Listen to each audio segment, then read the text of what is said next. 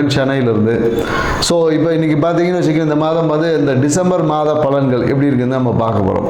ஏன்னா டிசம்பர் மாதம் என்ன கிரக நிகழ்வுகள்லாம் பார்த்தீங்கன்னு வச்சுக்கிங்கன்னா, இந்த மாத தொடக்கத்திலே பார்த்தீங்கன்னா நம்ம அந்த கார்த்திகை தீபம் என்ற திருவிழாவோட தான் நம்ம இந்த மாதத்தையே தொடங்குறோம். ஏன்னா 2ஆம் தேதி பார்த்தீங்கன்னா அந்த கார்த்திகை தீபத்தை வந்து நம்ம கொண்டாட இருக்கோம்.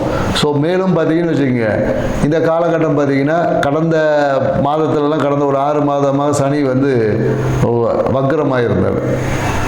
ஸோ அப்போ அந்த சனி வந்து வக்ர நிவர்த்தி ஆகக்கூடிய ஒரு வாய்ப்பு இருக்குது இந்த காலகட்டத்தில். ஸோ சனி வக்ரம் இருக்குது. ப்ளஸ் என்னென்னாக்கா குரு பகவான் வந்து கடகத்துலேருந்து மிதுன ராசிக்கு வரப்போகிறார். ஸோ இந்த மாதிரியான நிறைய கிரக மாற்றங்கள், கிரகத்தோடைய தன்மைகளுடைய மாற்றங்கள் இந்த மாதத்தில் இருக்கிறதுனால இந்த டிசம்பர் மாத பலன்கள் வந்து நிறைய பேருக்கு ஏதோ ஒரு விதத்தில் ஒரு மாற்றத்தை கொடுக்கக்கூடிய ஒரு மாதமாக இந்த மாதம் அமையப் போகிறது.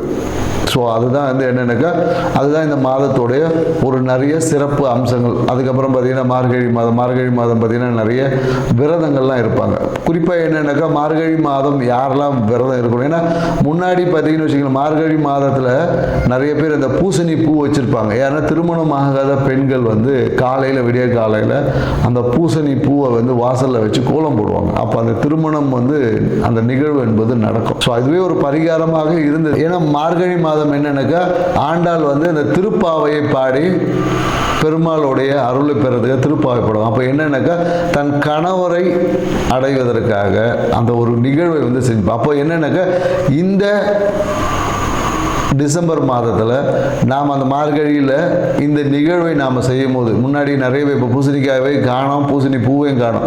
அந்த பூசணி பூவை வைத்து நீங்கள் வந்து அந்த காலையில் பிரம்ம முகூர்த்தத்தில் ஒரு கோலம் போட்டு, ஏன்னா நிறைய பேர் என்னென்னாக்கா கோலத்தை நைட்டே போட்டு வச்சுருவாங்க. ஸோ அதுக்கு அதாவது எந்த காலத்தில் எதை செய்ய வேண்டுமோ அந்த காலம் என்பது ரொம்ப முக்கியமானது.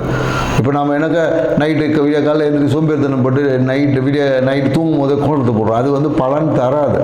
ஏன்னா காலையில் பிரம்ம முகூர்த்தத்தில் பார்த்தீங்கன்னா நம்மளுடைய அந்த ஓசோன் மண்டலம் வந்து ரொம்ப நம்ம பூமிக்கு நியரில் இருக்கும். அப்போ வந்து நமக்கு கிடைக்கக்கூடிய காற்று வந்து நமக்கு வந்து ஆக்சிஜனை வந்து தரமான பிராணகினை நம்ம சுவாசிக்கும் போது ஆக்சிஜன் O2 போயிட்டு உள்ள O3 மாறும். புரியுதுங்களா? இந்த ஒரு நிகழ்வு நடக்கும். அப்போது இந்த O3 வந்து அதிகமாக அந்த காலகட்டத்தில் நமக்கு கிடைக்கும் அப்படின்ற ஒரு அறிவியல் தன்மையும் இதில் இருக்குது. அதனால தான் மார்கழி மாதம் நிறைய சிறப்புகளோடு.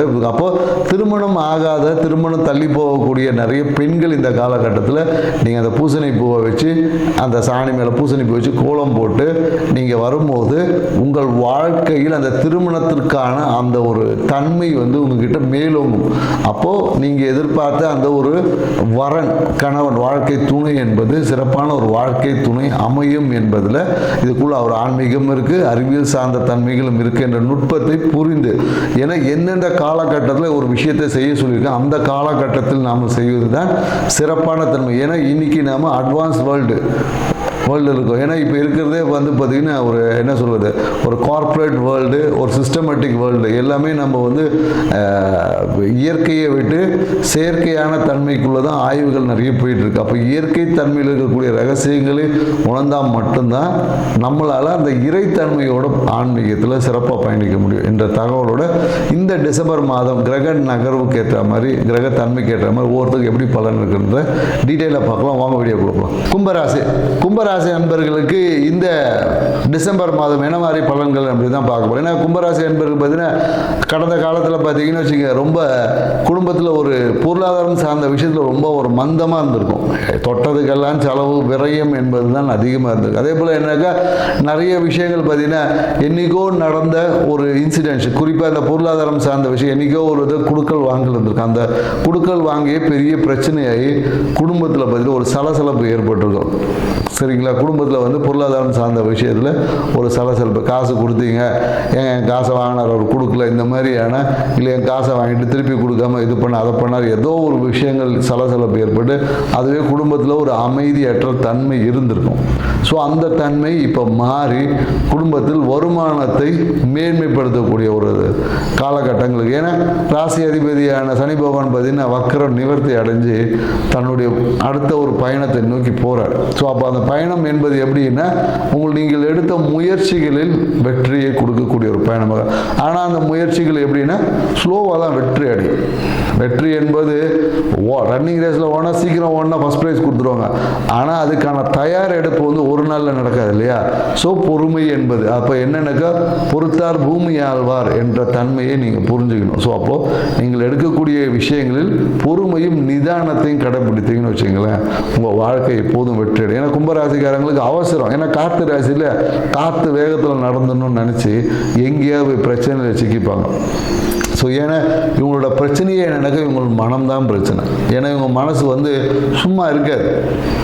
எப்போ பார்த்தாலும் ஏதாவது ஒரு விஷயங்களை அப்படியே பில்டப்பாக பேசுறது, மறைச்சி பேசுறது, இந்த மறைச்சி பண்ணுறது, இதை இவனுக்கு தெரியாமல் பண்ணுறது, அவனுக்கு தெரியாமல் பண்ணுறது, எப்பொழுதும் சில ரகசியங்களையும் பொய்களையும் கொஞ்சம் எப்போதும் இவங்ககிட்ட கொஞ்சம் கலந்து இருக்கும்.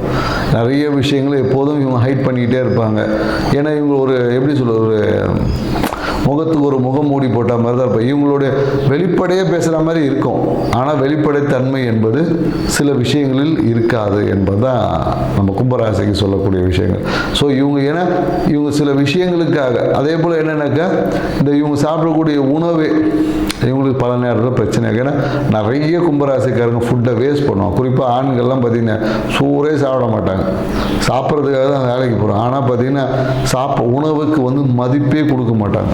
ஸோ அந்த மாதிரி அதே மாதிரி நிறைய உணவை வேஸ்ட் பண்ணுவது, இந்த மாதிரியான நிறைய விஷயங்கள் கும்பராசிக்காரர். ஸோ இந்த காலகட்டம் எப்படின்னா ராசி அதிபதியான வக்கர நிவர்த்தி முன்னோக்கி பயணிக்கும் போது நீங்கள் எடுத்த முயற்சிகள் எல்லாமே வெற்றி அடையும். ஆனால் கொஞ்சம் ஸ்லோவாகி தான் வெற்றி அடையும். அதே போல் என்னென்னாக்கா இந்த காலகட்டத்தில் நீங்கள் எங்கேயாவது ஒரு இடத்துல இந்த காலத்தில் ஒரு ஜாமீன் கையெழுத்து போடுறது, இந்த மாதிரியான விஷயங்கள் ஏதாவது போட்டிருந்தீங்கன்னா அது இந்த காலத்தில் ஏதாவது ஒரு பஞ்சாயத்து சட்ட சிக்கலை கொண்டு வந்து விட்டுரும்.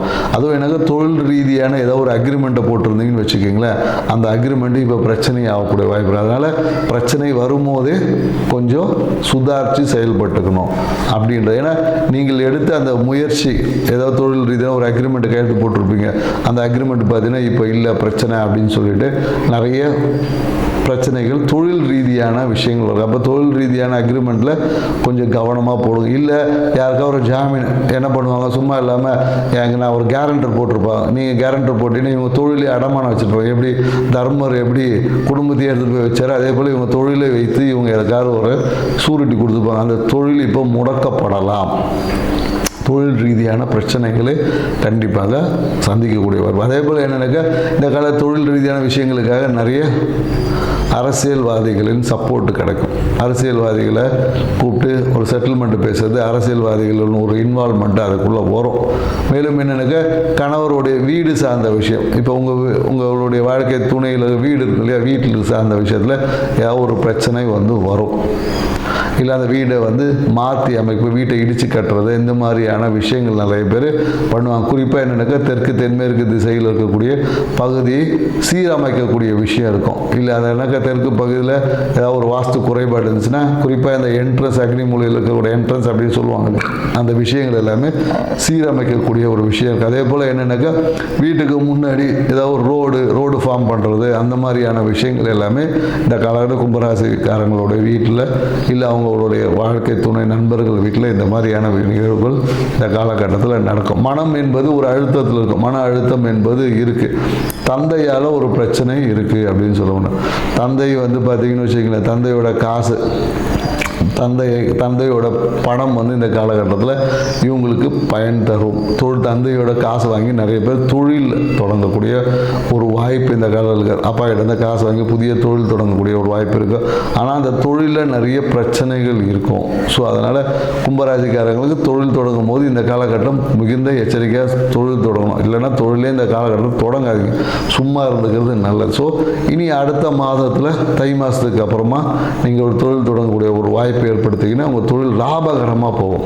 இப்போ நீங்கள் செய்யக்கூடிய விஷயங்கள் எல்லாமே ஒரு அழுத்தமாக இருக்கும். எதையும் முழுசாக நீங்கள் பிளான் பண்ண மாதிரி எதையும் தொழிலில் வந்து செய்ய முடியாது என்ற புரிதலை நீங்கள் வளர்த்துக்கிட்டிங்கன்னாவே போதும். ஜனவரி மாதம் வந்து கால சூழல்கள் சிறப்பாக இருக்குது. ஸோ அந்த காலகட்டத்தில் நீங்கள் செய்யலாம்.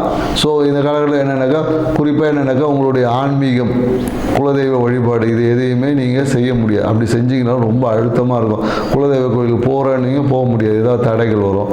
ஸோ அந்த மாதிரியான நிறைய விஷயங்கள் இருக்குது. அதே போல் என்னென்னாக்கா இந்த காலகட்டத்தில் என்னென்னாக்கா நிறைய ஒரு இல்லீகல் ரிலேஷன்ஷிப் இந்த மாதிரியான விஷயங்களும் மனம் வந்து ஈடுபடும். ஸோ அந்த விஷயங்கள் எல்லாமே கொஞ்சம் கவனத்துடன் செயல்பட்டுக்கணும். ஸோ ஏன்னா அளவுக்கு மீறின அமிர்தமும் நஞ்சு அப்படின்வாங்க இல்லையா. ஸோ அதனால் மனம் வந்து எப்படி வேணாலும் பயணிக்கும். ஸோ அதனால் கொஞ்சம் கவனமாக இருந்துக்குங்க. ஏன்னா தந்தையால் ஒரு மன அழுத்தம் இந்த காலகட்டத்தில் இருக்குது. அதே போல் என்னென்னாக்கா ஒரு நண்பர்கள் இல்லை தேவையற்ற ஒரு ரிலேஷன்ஷிப்பால் இந்த காலகட்டத்தில் ஒரு இடையூறுகளுக்கு இது எல்லாத்தையும் பார்த்தீங்கன்னா உங்களோட ஆன்மீகத்தை கொண்டு ஜெயிக்கக்கூடிய ஆற்றலும் உங்கள்கிட்ட இருக்குது. ஸோ அதனால் தேவையற்ற பழக்க வழக்கங்களை குறைத்துக்குங்க. இந்த காலகட்டத்தில் தொழில் தொடங்கத்தை நிறுத்திக்கங்க. ஸோ மனதை தெளிவாக வச்சுக்கோங்க. மனம் அழுத்தத்துலேருந்து குறைய தியான முறைகள் அந்த மாதிரி ஏதாவது விஷயங்களை ஃபாலோ பண்ணுங்கள். இந்த மாதம் உங்கள் வாழ்க்கை சிறப்பாக இருக்கும். நன்றி, வணக்கம்.